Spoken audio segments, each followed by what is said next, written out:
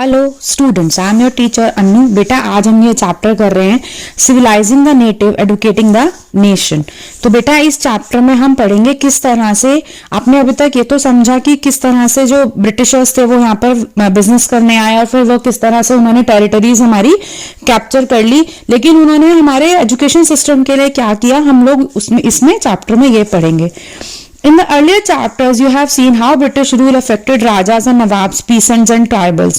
हमने in chapter से पहले जितने चैप्टर्स थे उनमें समझा कि कैसे उनके जो रूल जब ब्रिटिशर्स का स्टार्ट हो गया इंडिया में तो राजा, नवाब, पीसेंट्स, किसान और ट्राइबल्स की लाइफ पर क्या क्या फर्क पड़ा उसका।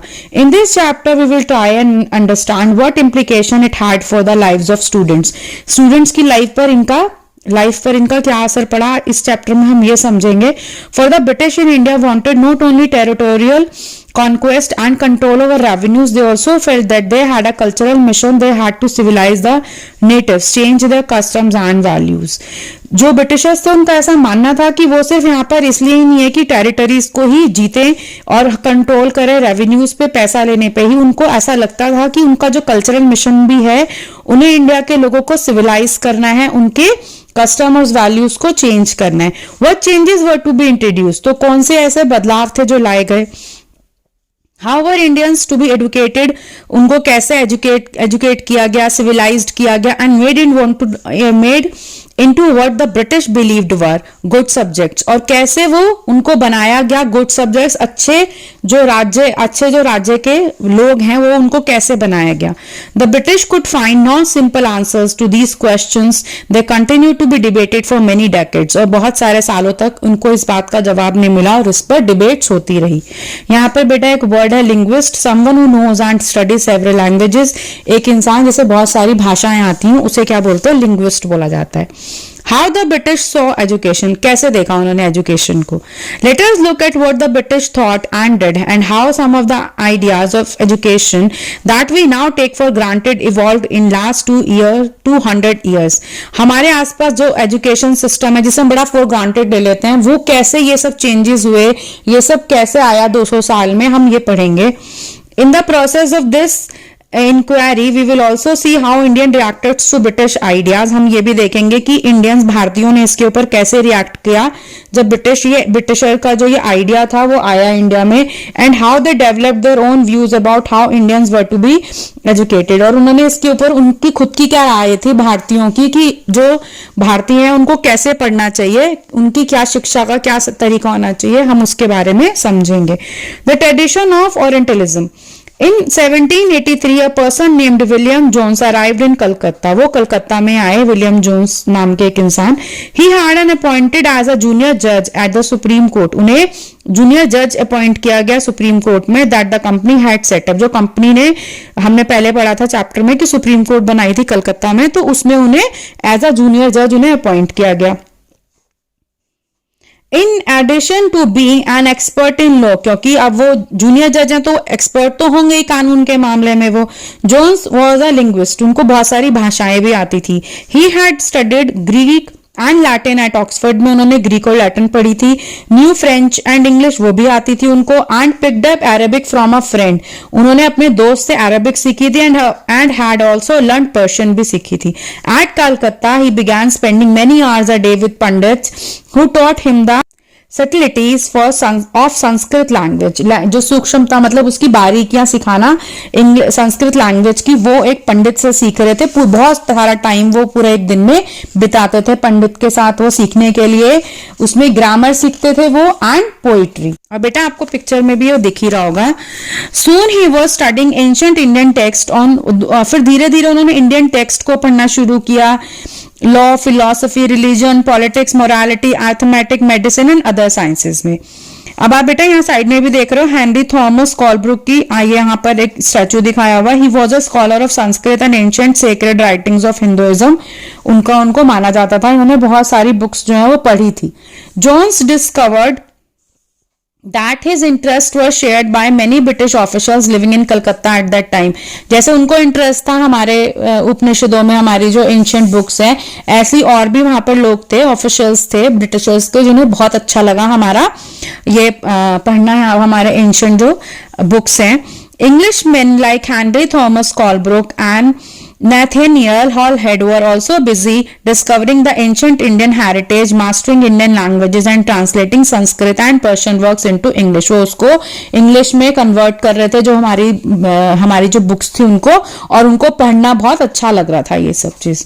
Together with them John set up the Asiatic Society of Bengal. ये इन लोगों ने मिलकर क्या बनाई, एशियाटिक सोसाइटी ऑफ बंगाल बनाई, and started a journal called Asiatic researches बनाया उन्होंने. बेटा ये बहुत इंपॉर्टेंट है, आपके एग्जाम में भी पूछा जाता है. Jones and Colebrooke came to represent a particular attitude towards India. Jones and Colebrooke का जो एटीट्यूड था वो एक जैसा था इंडिया के प्रति. They shared a deep respect for ancient cultures both of India and the West. उन बहुत डीप रिस्पेक्ट, बहुत इज्जत करते थे वो एंशंट हमारे कल्चर की, इंडिया के भी और वेस्ट के भी. Indian civilisation they felt had attained it glory in the ancient past. ऐसा उनका मानना था कि जो हमारा जो पास्ट है उसमें हमारी बहुत ग्लोरी थी, हमारा जो सिविलाइजेशन है वो बहुत ग्लोरीफाइड था. बट हैड सब्सिक्वेंटली डिक्लाइंड, लेकिन धीरे धीरे वो जो डाउन हो गया. In order to understand India it was necessary to discover the sacred and legal text that were produced in the ancient period. हमारे इंडिया की को समझने के लिए हमारे जो लीगल टेक्स्ट हैं उनको और एंशिएंट पीरियड का जो चीजें हैं उनको डिस्कवर करना, उनसे उनको पवित्र हमारी किताबों को पढ़ना सबसे जरूरी है. For only those texts could reveal the real ideas and laws for the Hindus and Muslims. सिर्फ उन्हीं से हम हिंदू और मुसलमानों के सही आइडियाज और सही जो कानून है वो समझे जा सकते हैं. Only a new study of these text could form the basis of future development in India. और इंडिया के आगे इंडिया के आगे प्रोग्रेस के लिए बहुत जरूरी है कि इनका नॉलेज हो, इनकी स्टडी प्रॉपरली की जाए. So Jones and Colebrooke went about discovering ancient text. उन्होंने इनको जो हमारे जो टेक्स्ट है उनको डिस्कवर करना शुरू कर दिया, उनकी खोज, उन्हें समझना, अंडरस्टैंडिंग देयर मीनिंग, उनको मतलब समझना, ट्रांसलेटिंग देम, उनको ट्रांसलेट करना इंग्लिश में, and making their findings known to others. और जो भी उनको समझ में आता फिर वो दूसरों तक उस चीज को पहुंचाते. दिस प्रोजेक्ट दे बिलीव्ड, इस तरह से, would not only help the British learn from Indian culture. इससे ब्रिटिशर्स को तो सहायता मिलेगी ही इंडियन कल्चर को समझने में. Would not only help the British but it would also help Indians rediscover their own heritage. जो इंडियंस हैं उन्हें भी अपना इतिहास, अपनी विरासत समझने में, दोबारा से समझने में, उसको खोज करने में उनको ज्यादा हेल्प मिलेगी. And understand the lost glories of their past. और उन्हें समझ में आएगा अपनी खुद की ग्लोरी जो पास्ट में इंडिया के रही थी. In this process, the British would become the guardians of Indian culture as well as masters. वो इस तरह से ब्रिटिशर्स जो हैं वो गार्जियन भी बन जाएंगे इंडियन कल्चर के और मास्टर्स भी. Influenced by such ideas, many company officials argued that the British ought to promote Indian rather than Western learning. ऐसा बहुत सारे ब्रिटिशर्स कंपनी के जो ऑफिशियल्स हैं उनका मानना था कि इनको इंडिया के ही कल्चर को, एंशिएंट जो हमारी बुक्स हैं उनको ही आगे बढ़ाना चाहिए, वेस्टर्न जो कल्चर है, वेस्टर्न जो एजुकेशन है उसको लेकर नहीं आना चाहिए. They felt that institutions should be set up to encourage the study of ancient Indian text and teach Sanskrit and Persian literature and poetry. ऐसा उनका मानना था कि ऐसे इंस्टीट्यूट बनाए जाएं जहां पर संस्कृत और पर्शियन पढ़ाई जाए. The officials also thought that Hindus and Muslims ought to be taught what they were already familiar with. उन्हें वही पढ़ाया जाए जो वो पहले से जानते हैं, and were alien to them. और वो ना पढ़ाया जाए जो उनके लिए alien है, मतलब जो उनकी बिल्कुल समझ से बाहर है. Only then they believed could be the British hope to win a place in the hearts of the natives. Only then could the alien rulers expect to be respected by their subjects. तो इस तरह से वो भारतीयों के दिल में जगह भी बना पाएंगे और जो हमें वो एलियन मानते हैं वो उस हमारे को प्यार भी करेंगे और हमारे लिए अच्छी जनता बन के भी रहेंगे जो भारतीय हैं. With this object in a view मदरसा वो सेटअप इन कलकत्ता. इस नजर से मदरसा बनाया गया कलकत्ता में 1781 में to promote the study of Arabic. वहां पे अरेबिक पढ़ाई जाती थी. पर्शियन एंड इस्लामिक लॉ ये पढ़ाए जाते थे, पर्शियन और Islamic law. And the Hindu college बनाया गया, वो established in Banaras in 1791 to encourage the study of ancient Sanskrit text. वहां पढ़ाया जाता था. That would be useful for the administration of the country. Country के एडमिनिस्ट्रेशन के लिए वो बहुत जरूरी की उनके लिए वो इजी हो जाएगा कंट्री में एडमिनिस्ट्रेशन करना. मदरसा का मतलब है बेटा N Arabic word for a place of learning, any type of school और कॉलेज. उस जगह को बोलते हैं जहाँ पे पढ़ाया जाता है। यहाँ पर बेटा आप देख रहे हो monument to Warren Hastings by Richard Westmacott 1830 on Victoria Memorial in Calcutta. आप आज भी ये देखा जा सकता है वहां पर ये monument. This image represent how orientalist जो है आपको पता ही है बेटा, जो those with scholarly knowledge of the language and culture of Asia, जो बहुत अच्छे से जानते हो उनके बारे में है। और thought of British power in India, you will notice that the majestic figure of Hastings and enthusiastic supporter जो थे वो ओरिएंटलिस्ट के थे। इस place between the standing figure of a pandit, एक तरफ उनके पंडित हैं, one side and seated munshi, दूसरी तरफ मुंशी बैठे हुए हैं ऑन द अदर साइड। मुंशी का मतलब होता है बेटा a person who can read write and teach Persian, आराम से जो पढ़ सके लिख सके रशियन पर्शियन को समझ सके। Hastings and other Orientalists needed Indian scholars to teach them the vernacular languages. Vernacular languages क्या होती हैं बेटा? A term generally used to refer to a local language or dialect, जो वहां की लोकल लैंग्वेज हो उसी में पढ़ाया जाए। और तो वो चाहते थे कि उनको उसी लैंग्वेज में पढ़ाया जाए about local customs and laws and help them translate and interpret ancient texts, ताकि उनको समझाया जा सके उनका जो टेक्स्ट है। Hastings took the initiative to set up the जो Calcutta Madrasa and believed that the ancient customs of the country and oriental learning ought to be the basis of British rule in India। British rule का ये शुरुआत बनेगी, उनको ऐसा मानना था India में। Now all officials shared these views. Many were very strong in their criticism of the Orientalists, लेकिन कुछ ऐसे थे जो उनके खिलाफ भी थे। Grave errors of the East, उन्होंने बोला कि इसमें तो बहुत ज्यादा गलतियां हैं। From the early 19th century, many जो ब्रिटिश ऑफिसर्स थे began to criticize the Orientalist vision of learning। उन्होंने उसको बहुत ज्यादा क्रिटिसाइज करने लगे। उन्होंने कहा नहीं ये नहीं है कि इस तरह से उनको सिर्फ उनकी ही भाषा सिखाई जाएगी इंडियंस को, तो बहुत ज्यादा क्रिटिसाइज होने लग गया इस बात के ऊपर।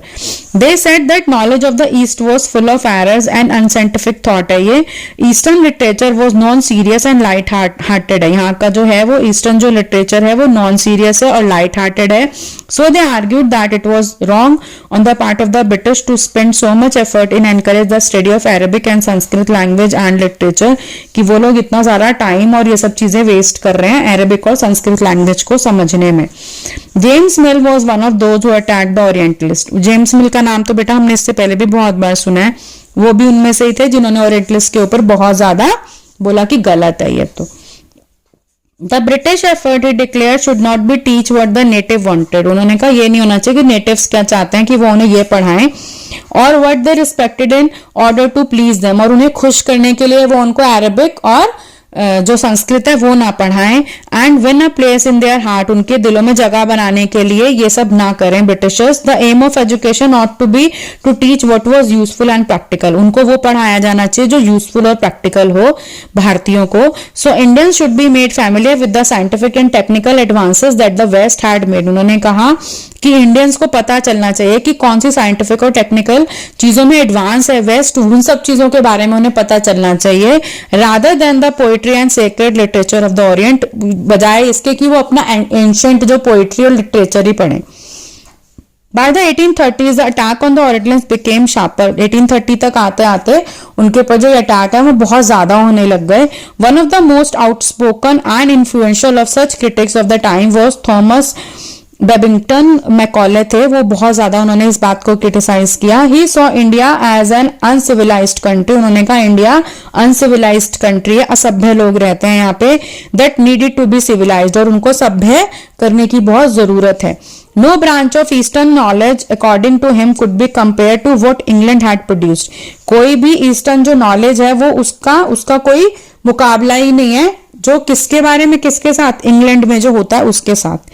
Who could deny, declared Macaulay ने बोला ये तो कोई डिनाई नहीं कर सकता दैट, ये बहुत फेमस लाइन है इनकी, a single shelf of a good European library was worth the whole native literature of India and Arabia. India और अरेबिया का पूरा अगर एंशिएंट लिटरेचर मिला दिया जाए तो भी एक सिंगल जो शेल्फ है यूरोपियन लाइब्रेरी की वो उससे ज्यादा नहीं वर्थ होगी, वो इतना ज्यादा अच्छा है वहां का जो काम है, जो वहां का वर्क है, लिटरेचर वर्क है।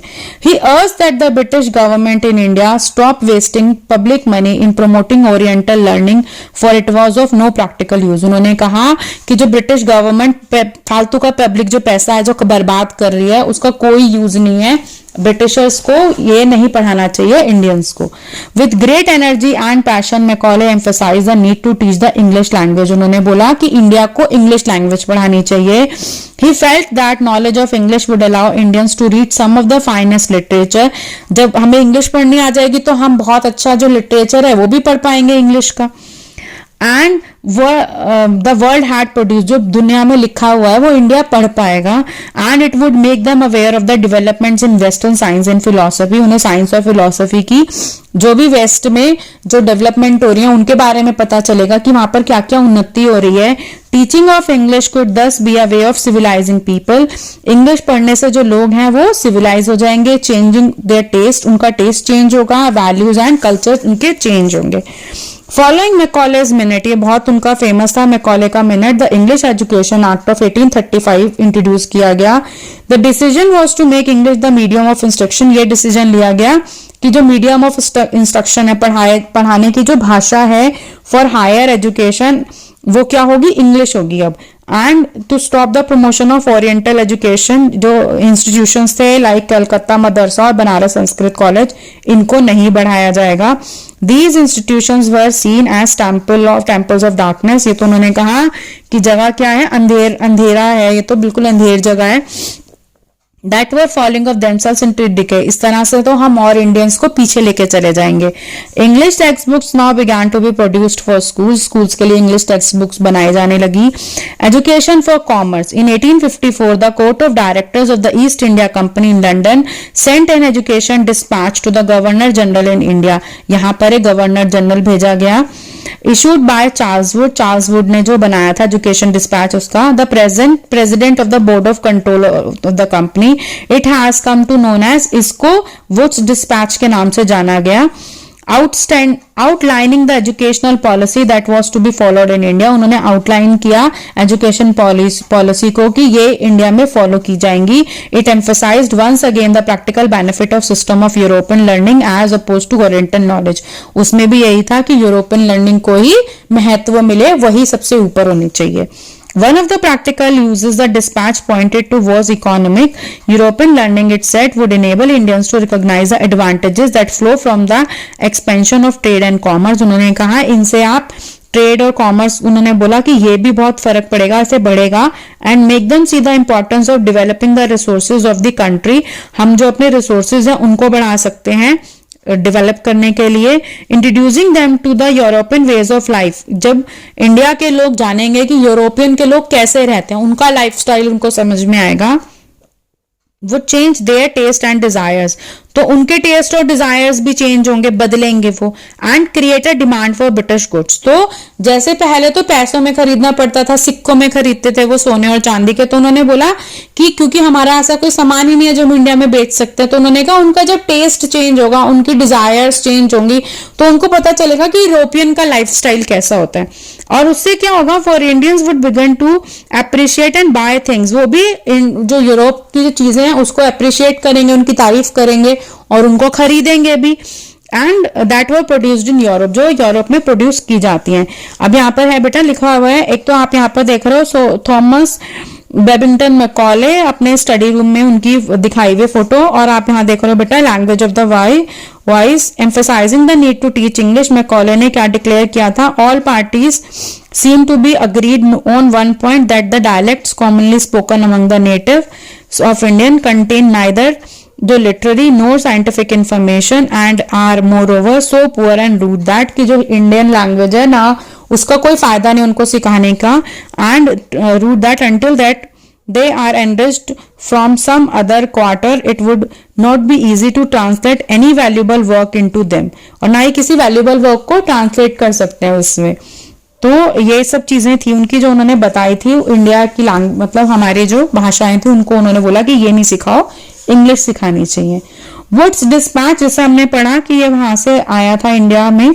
ऑल्सो आर्ग्यूड दैट यूरोपियन जो लर्निंग है would improve the moral character of Indians. ये हमारे जो कैरेक्टर है इसको भी बहुत इंप्रूव करेगा, मोरल कैरेक्टर को। It would make them truthful and honest बना देगा वो लोगों को। And thus supply the company with civil servants और फिर कंपनी को सिविल सर्वेंट्स मिल जाएंगे, वो लोग मिल जाएंगे जिसके ऊपर एंड कुड बी ट्रस्टेड, जिनके ऊपर वो विश्वास कर सकते हैं, एंड डिपेंडेंट अपॉन, और जिनके ऊपर वो आराम से भरोसा कर सकते हैं। The literature of the East was not only full of grave errors, जो ईस्ट का लिटरेचर है उसमें तो बहुत सारी गलतियां हैं। It could also not instill in people a sense of duty, और ना ही वो लोगों को कुछ ऐसी सेंस ऑफ ड्यूटी लेके आता है कि क्या होना चाहिए, and a commitment to work, कि अपने जो काम के प्रति पूरी की संपूर्णतः अपने काम के प्रति जो बोलते हैं ना संवेदनशील होना, अपने काम के प्रति समर्पित होना, ऐसी कोई भावना जो ईस्ट जो उससे है वो नहीं, लिटरेचर से नहीं मिलती भारतीयों को।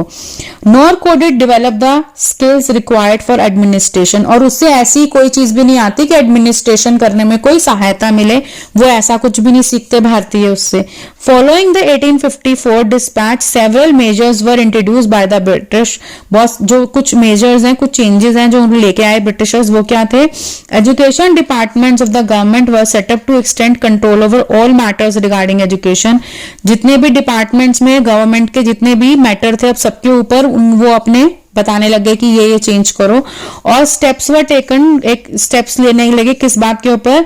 Establish a system of university education में क्या क्या होना चाहिए उसके ऊपर चेंजेस आए।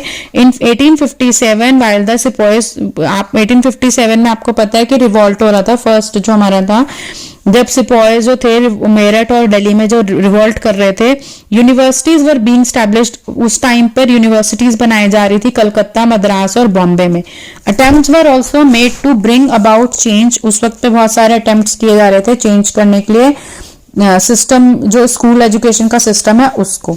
N argument of European knowledge, Wood dispatch जो था of 1854 mark the final triumph, वो आखिरी जीत थी of those who oppose orient learning, उनके खिलाफ जो ओरिएंट लर्निंग को अपोज करने के लिए वो फाइनल जीत थी कि अब यही चलेगा, आगे यूरोपियन लैंग्वेज ही चलेगी। It stated we must emphatically declare that the education which we desire to see extended in India is that which has its object the diffusion of the improved arts, services, philosophy and literature of Europe, in short European knowledge, कि उस वही अब चलेगा India के अंदर। बेटा आप यहाँ पर देख रहे हो ये बॉम्बे यूनिवर्सिटी है, 19th सेंचुरी में इसकी फोटो दिखाई जा रही है। अब the demand for moral education, बेटा इसमें भी आप देख रहे हो विलियम कैनिक स्कॉटिश मिशनरी हैं, स्कॉटिश स्कॉटलैंड के मिशनरी, जो क्रिश्चियन मिशनरी है ना, अपना जो प्रचार प्रसार करते हैं वो उनके है ये। Who helped establish the Serampore mission, उन्होंने इस सैरमपोर मिशन को स्टैब्लिश करने में मदद की थी। The argument for practical education was strongly criticised by the Christian missionaries in India in the 19th century. 19th century में बहुत आर्ग्यूमेंट, बहुत इस बात के ऊपर हुआ कि जो प्रैक्टिकल एजुकेशन है वो नहीं होनी चाहिए। जो क्रिश्चियन मिशनरीज है उन्होंने बोला कि इंग्लिश जैसे वो सिखा रहे थे ना कि गलत है, उसके ऊपर उन्होंने बहुत ज्यादा क्रिटिसाइज किया। The missionaries felt that education should attempt to improve the moral character of the people, उनका ऐसा मानना था कि एजुकेशन इसलिए होनी चाहिए कि मोरल जो कैरेक्टर है लोगों का उसको अच्छा किया जा सके, बढ़ाया जा सके, and morally could be improved only through Christian education से ही मोरल वैल्यूज जो है वो लोगों में आ सकती हैं। Until 1830, the East India Company was opposed to mission activities in India. 1813 तक जो था ईस्ट इंडिया कंपनी बहुत अपोज करती थी एक्टिविटीज को इंडिया में। It feared that missionary activities will provoke reaction amongst the local population, उनको ऐसा डर था कि जो मिशनरी की एक्टिविटीज है ये लोगों को प्रोवोक कर देगी, रिएक्ट करने के लिए लोग जो है भड़क जाएंगे और वो अमंग जो लोकल वहां की पॉपुलेशन है वो भड़क जाएंगे, मेक देम सस्पिशियस, उन्हें शक हो जाएगा और ब्रिटिश प्रेजेंस इन इंडिया की ब्रिटिशर्स इंडिया में क्या कर रहे हैं। Unable to establish an institution within British controlled territories, जो मिशनरीज थी वो ब्रिटिश कंट्रोल टेरिटरीज में अपने जो स्कूल्स खोल ही नहीं पा रही थी, मिशनरीज खोल ही नहीं पा रही थी, तो उन्होंने क्या किया? The missionary set up a mission at Serampore in an area under the control of the Danish, जहां पर डैनिश का कंट्रोल था वहां पर उन्होंने मिशनरीज खोली।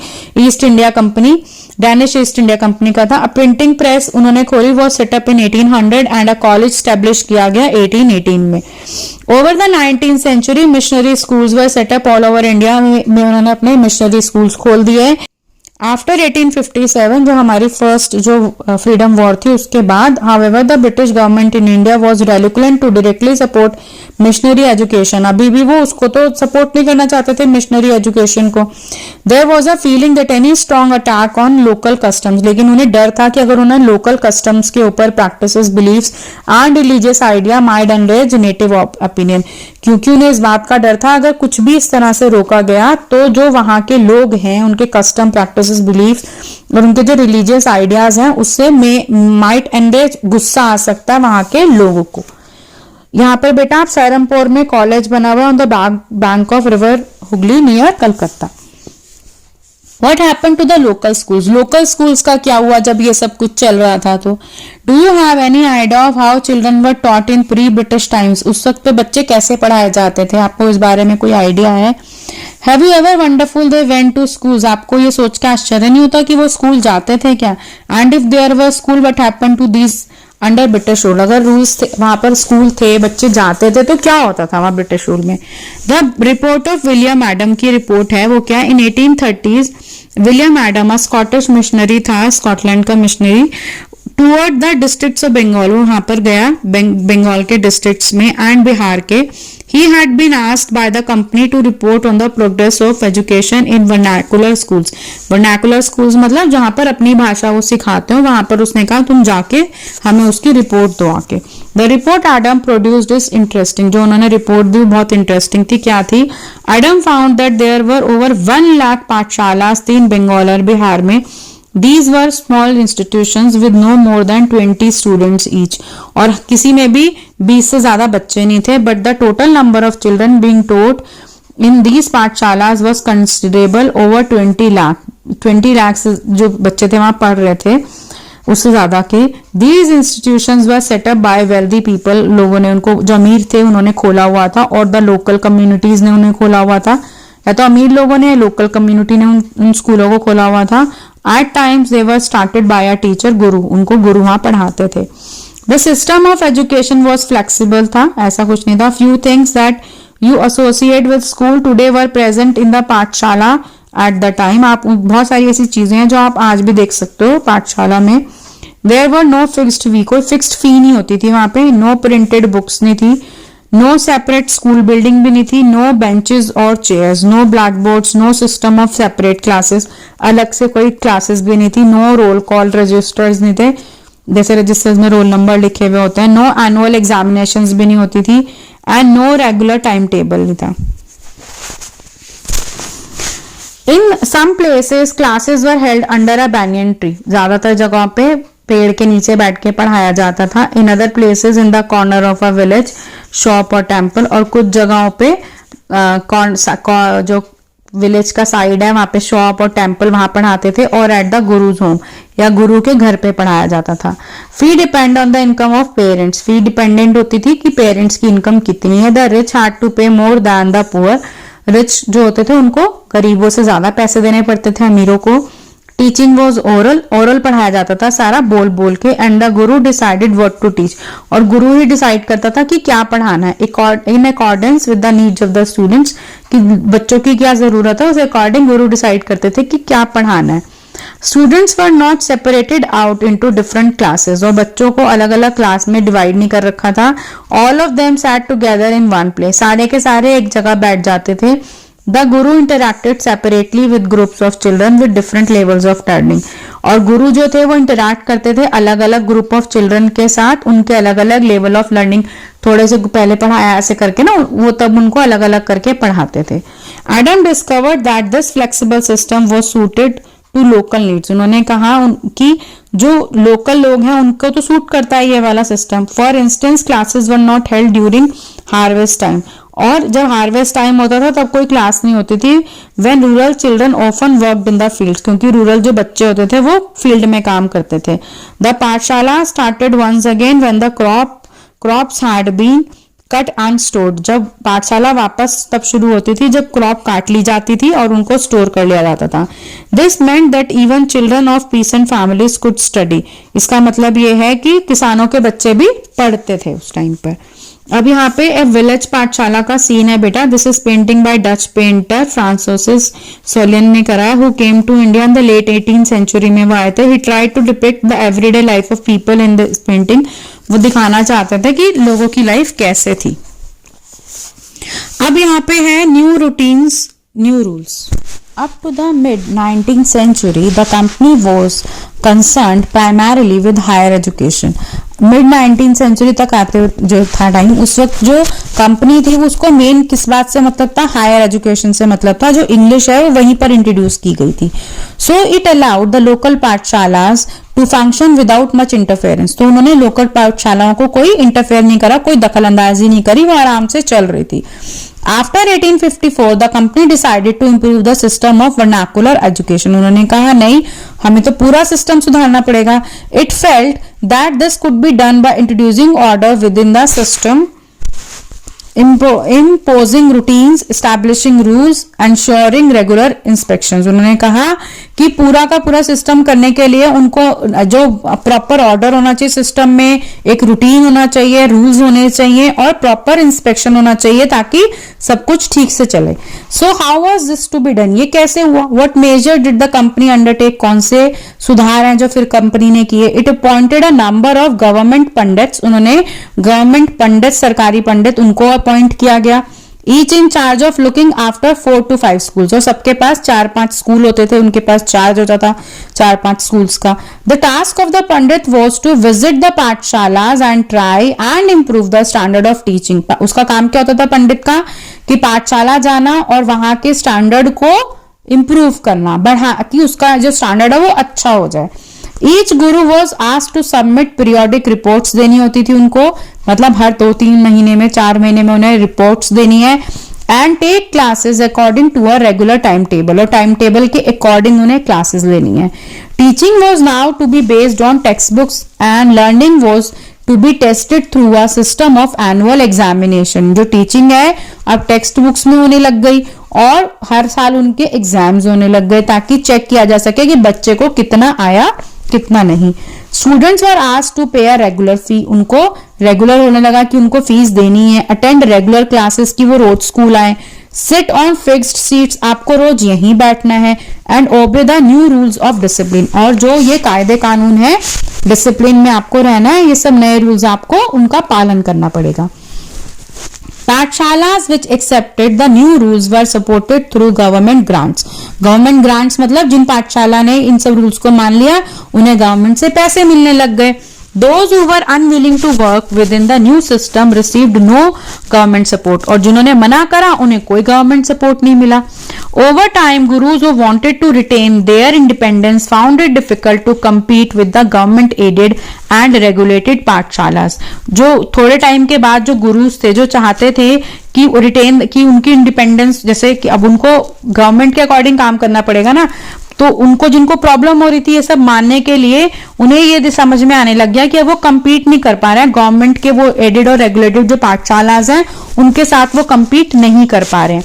The new rules and routines had another consequence. इनके और एक और consequence भी था. वो क्या था? In the earlier system, children from poor peasant families had been able to go to पाठशालास. जो गरीब घर के बच्चे हैं, किसानों के बच्चे हैं, वो भी पाठशाला जा रहे थे. Since the timetable was flexible, क्योंकि टाइम टेबल फ्लेक्सिबल था. The discipline of the new system demanded regular attendance. लेकिन जो नया अब जो ये सिस्टम बना था इसमें उनको रेगुलर स्कूल आना था. इवन ड्यूरिंग हार्वेस्ट टाइम, जब हार्वेस्ट टाइम हो तब भी. When children of poor families had to work in the fields. और जब वो गरीब किसान के बच्चे थे उन्हें तो फील्ड में काम करने जाना पड़ता था. So inability to attend school came to be seen as indiscipline. क्योंकि वो स्कूल नहीं आ रहे हैं तो उनको क्या माना जाता था कि वो इनडिसिप्लिन है, वो रेगुलर क्लास नहीं अटेंड कर रहे. As evidence of the lack of desire to learn. और ऐसा माना जाता था कि वो सीखना ही नहीं चाहते, पढ़ना ही नहीं चाहते. अब बेटा आप साइड में यहाँ देख रहे हो सर जो और श्री अरबिंदो घोष है उनकी फोटो है. In a speech delivered on January 15, 1908 in Bombay, Aurobindo Ghosh stated, उस वक्त उन्होंने क्या बोला था? That the goal of national education was to awaken the spirit of nationality among the students. जो ये नेशनल एजुकेशन का क्या मतलब है, क्यों है? कि ताकि लोगों के अंदर जो भावना जगे किसकी, नेशनैलिटी की, लोगों को भारतीय होने का जो हमारा, हमें उस चीज का हमारे भावना जगे कि हम सब लोग कौन है, भारतीय हैं।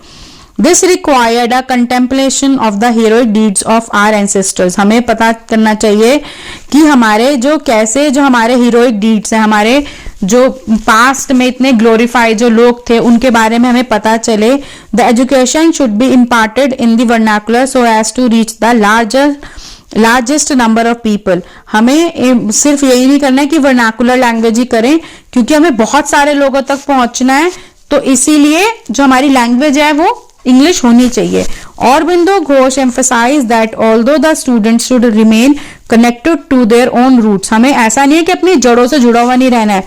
दे should also take the fullest advantage of modern scientific discoveries and western experiments in popular governments. उन्होंने कहा जो गवर्नमेंट बहुत पॉपुलर है उनकी क्या क्या एडवांसमेंट है, क्या क्या नई नई चीजें हैं, उनके बारे में भी पता होना बच्चों के लिए बहुत जरूरी है। Moreover, the student should also learn some useful crafts, और बच्चों को यूजफुल क्राफ्ट भी आना चाहिए so that they could be able to find some moderately remunerative employment after leaving their schools। तो जब वो स्कूल छोड़ देते हैं उसके बाद भी वो कुछ ना कुछ काम कर सके, इसके लिए उनका क्राफ्ट में भी इंटरेस्ट होना चाहिए। The agenda for a national education.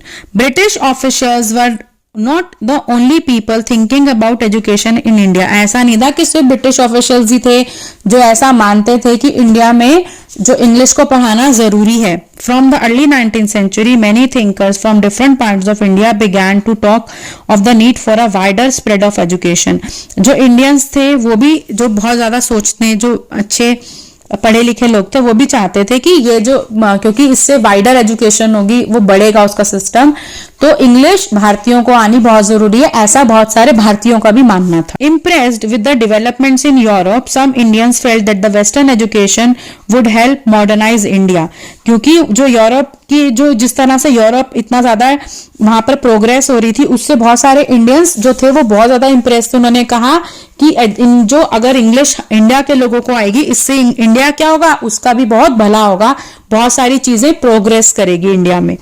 They urged the British to open more school. उन्होंने ब्रिटिशर्स को कहा कि और स्कूल खोलो इंडिया में, कॉलेजेस एंड यूनिवर्सिटीज खोलो and spend more money on education, और उस पर ज्यादा पैसा खर्च करो। You will read about some of these efforts in chapter 9 में आप पढ़ोगे। There were other Indians however who reacted against western education. लेकिन कुछ ऐसे थे जो वेस्टर्न एजुकेशन के खिलाफ भी थे। Mahatma Gandhi and Rabindranath Tagore were two much such individuals। let us look at what they had to say। क्या वो उन्होंने क्या कहा, हम ये पढ़ेंगे। इंग्लिश एजुकेशन हैज एनस्लेव्ड अस। उन्होंने हमें क्या करा, एनस्लेव कर लिया। महात्मा गांधी का कहना था English education has enslaved us. Mahatma Gandhi argued that colonial education created a sense of inferiority in the minds of Indians। Mahatma Gandhi का कहना था कि जो colonial education है, मतलब इंग्लिश क्या कर रही है, सेंस ऑफ इंफियोरिटी। इंफियोरिटी मतलब नीचा दिखाना, किसको, इंडियंस को, उनके दिमाग में ऐसा कर रही है। It made them see western civilization as superior. वो ये दिखाना चाहते हैं कि वेस्ट में जो है वो ज्यादा सुपीरियर है। And destroyed the pride they had in their own culture. और हमारे कल्चर में जो प्राइड है, जो इज्जत है, उसको वो क्या कर रहे हैं, खराब कर रहे हैं, उसको बर्बाद कर रहे हैं। There was poison in this education. इसमें जहर मिला हुआ है इस एजुकेशन में, said Mahatma Gandhi. It was sinful. ये बहुत पाप है। It enslaved Indians. ये दास बना रहे हैं इंडियंस को। It cast an evil spell on them. उनके ऊपर बुरी नजर लगा रहे हैं, हमारी भाषा के ऊपर। Charmed by the west. हमारे को क्या कर रहे हैं, चार्म्ड कर रहे हैं, आकर्षित कर रहे हैं अपनी लैंग्वेज की तरफ। Appreciating everything that came from the west. कि सब कुछ जो भी वेस्ट से आ रहा है वो बहुत अच्छा है। Indians educated in these institutions began admiring British rule. जो भी यहाँ पढ़ेंगे इंग्लिश, वो ब्रिटिश रूल को एडमायर करेंगे। Mahatma Gandhi wanted an education that could help Indians recover their sense of dignity. Mahatma Gandhi चाहते थे वो वाली भाषा पढ़ें, एजुकेशन वो वाली करें जिससे उन्हें उनके अंदर सेंस ऑफ डिग्निटी वो पैदा हो, उसको रिकवर कर सकें, एंड सेल्फ रिस्पेक्ट, अपनी इज्जत कर सकें।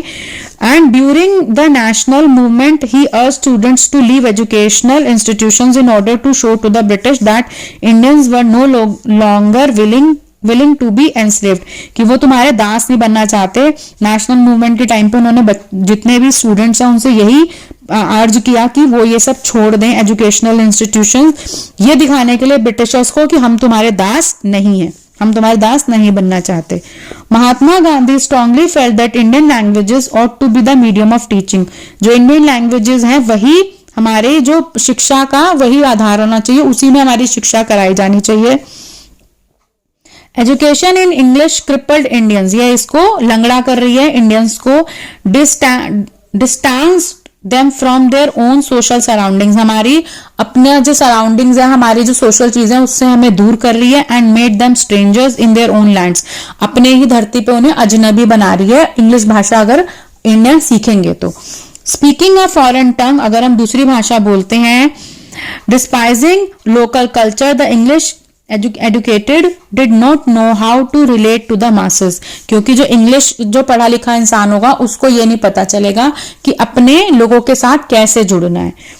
Western education, Mahatma Gandhi said, focused on reading and writing rather than oral knowledge, oral knowledge पे कोई उनका ध्यान नहीं होता, सिर्फ रीडिंग और राइटिंग पे वेस्टर्न जो नॉलेज है वो पूरी उसी में ही होती है, एजुकेशन जो होती है। इट वैल्यू टेक्स्ट बुक, वो सिर्फ टेक्स्ट बुक को वैल्यू देते हैं, रादर देन लिव्ड एक्सपीरियंस, कि आप लाइफ में आप क्या क्या चीजें सीखते हो उसके ऊपर कोई उनका मतलब नहीं है। And practical knowledge, he argued that education ought to develop a person's mind and soul, जो एजुकेशन शिक्षा का क्या काम होना चाहिए कि इंसान को उसके दिमाग को और उसकी आत्मा को वो शिक्षित करे, आप में जो चेंज आए।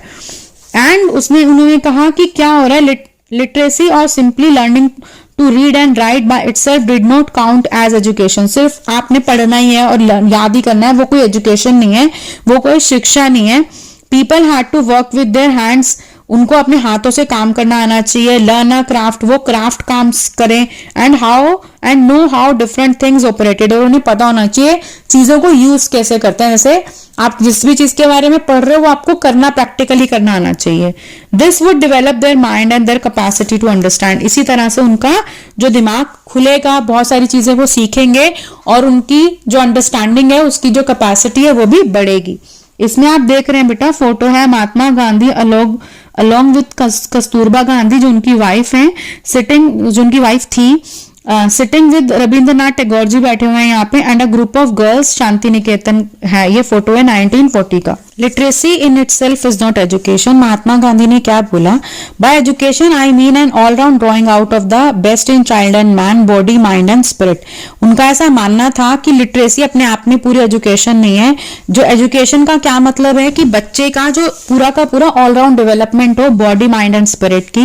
Literacy is not the end of education nor even the beginning, ना वो लिटरेसी ना तो एजुकेशन की शुरुआत है ना उसका खत्म होना है। It is only one of the means whereby man and women can be educated, इससे आप जो ये सिर्फ एक तरीका है कि जिससे लोग शिक्षित हो सकते हैं, आदमी और औरत। Literacy in itself is not education, literacy अपने आप में एजुकेशन भी नहीं है। I would therefore before the child education by teaching it a useful handicraft and enabling it to produce from the moment it begins its training, जो उनकी education है वो कहां से स्टार्ट होगी, जब वो कोई हैंडीक्राफ्ट बनाना सीखेंगे। I hold that the highest development of mind and the soul is possible under such a system of education, मैं ऐसा मानता हूं कि अगर जब वो हैंडीक्राफ्ट सीखेंगे तो उनका जिस तरह से हाईएस्ट डेवलपमेंट होगा उनके माइंड और सोल का, जब वो हैंडीक्राफ्ट को बनाएंगे। और only every handicraft has not to be taught not merely mechanical, सिर्फ मैकेनिकली नहीं उनको समझ में आना चाहिए कि हाँ उन्होंने किसी चीज को बना लिया, as it done today but scientifically, that is the child should know the why and the wherefore of every process, उन्हें क्यों क्या हर एक चीज जो उसका प्रोसेस है उसके बारे में उनको पता होना चाहिए बच्चे को। एज नेशनलिस्ट सेंटिमेंट स्प्रेड, जिस तरह से ये नेशनलिस्ट जो ये भावना है अपने देश के प्रति फैल रही थी, अदर जो थिंकर्स हैं also began thinking of a system of national education which would be radically different from that setup bye the British. अब वो भी इसी तरह से सोच रहे थे कि एजुकेशन जो है वो जैसे इंग्लिश नहीं होनी चाहिए, हमारी अपनी मातृभाषा होनी चाहिए, उसके ऊपर वो लोग भी सोच रहे थे। अब यहाँ पर बेटा आपको दिख रहा है एक photo, a class in progress in Shantiniketan 1930 में। Notice the surrounding the trees and the open spaces यहाँ पर हैं और कैसे ये हो रही है। Tagore's abode of peace. अब ये टैगोर के बारे में टैगोर आपको पता ही है।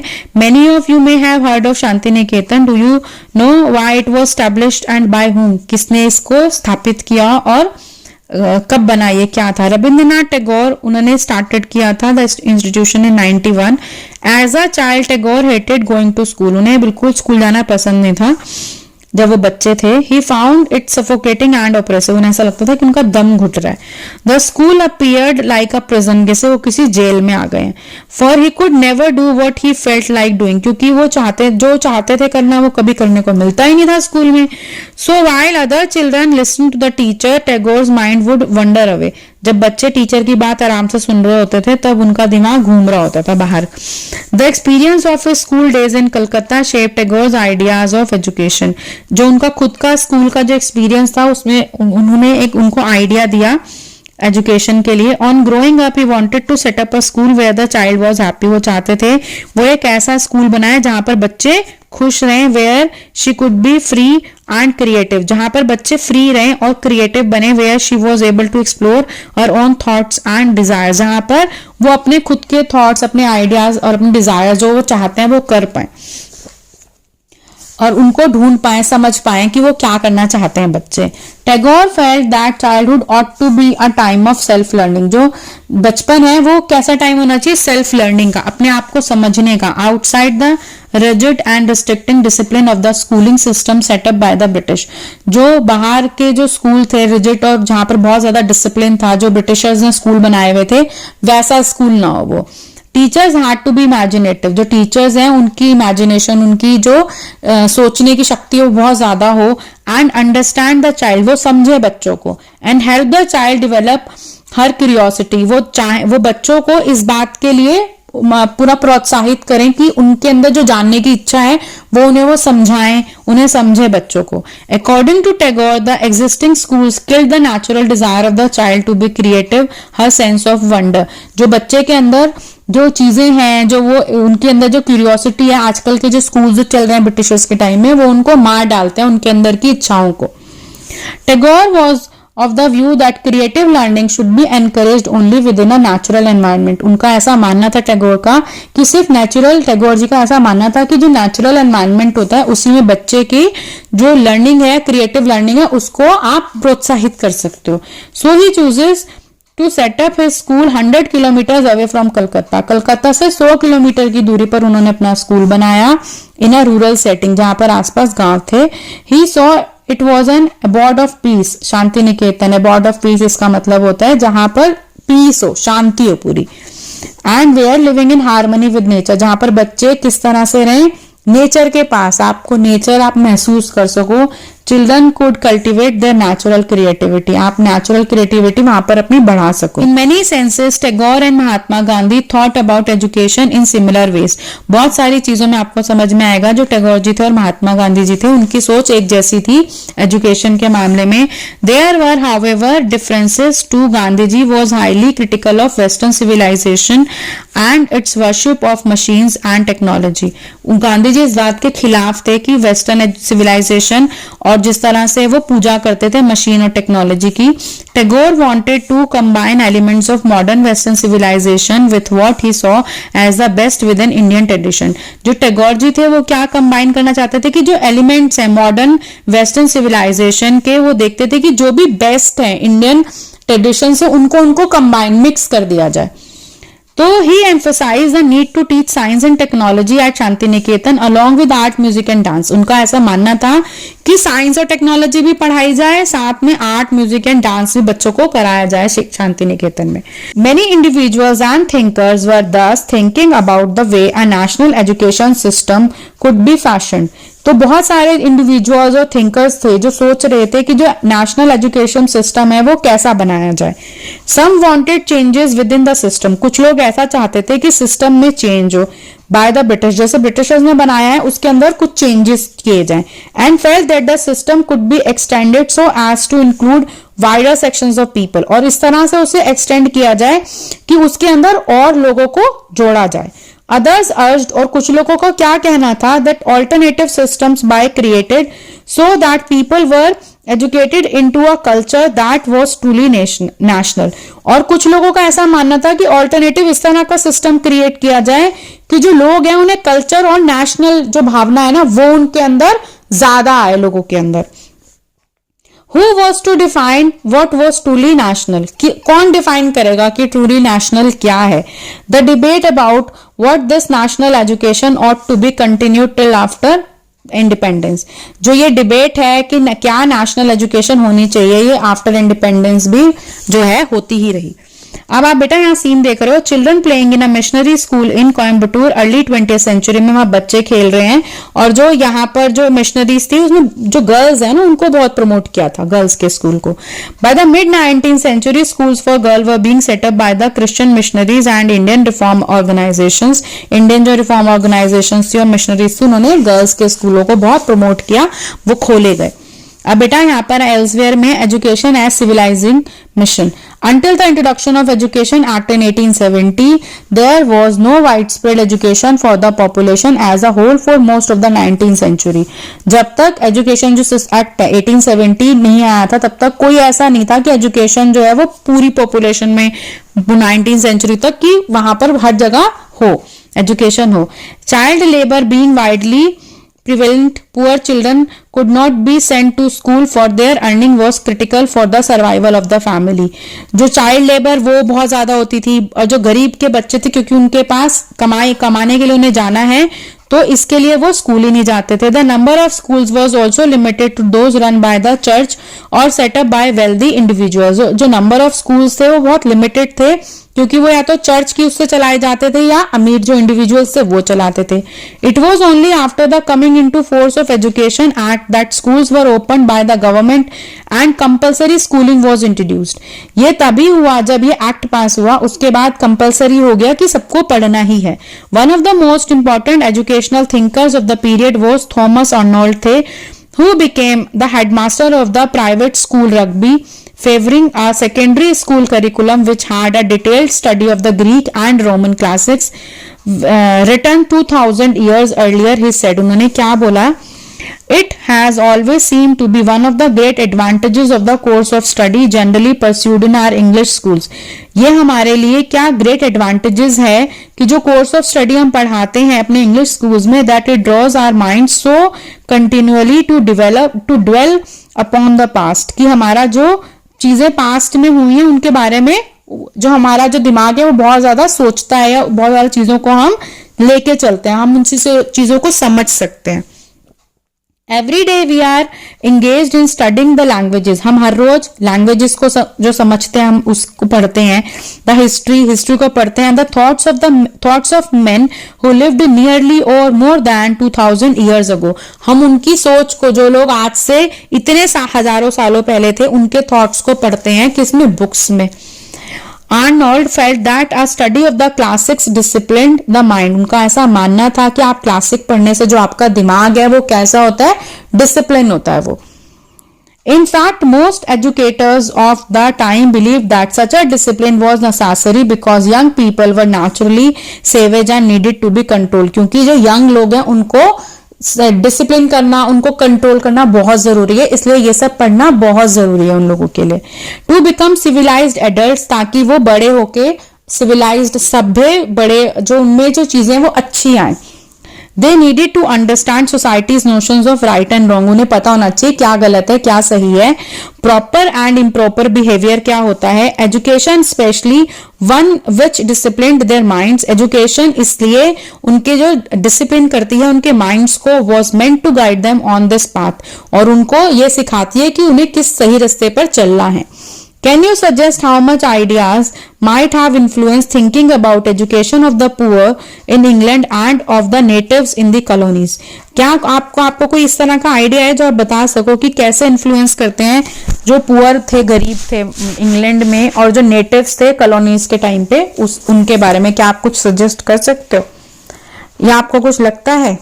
So that's all for the chapter बेटा। I hope आपको समझ में आ गया होगा। If it is so, please like this and share with your friends. Thank you.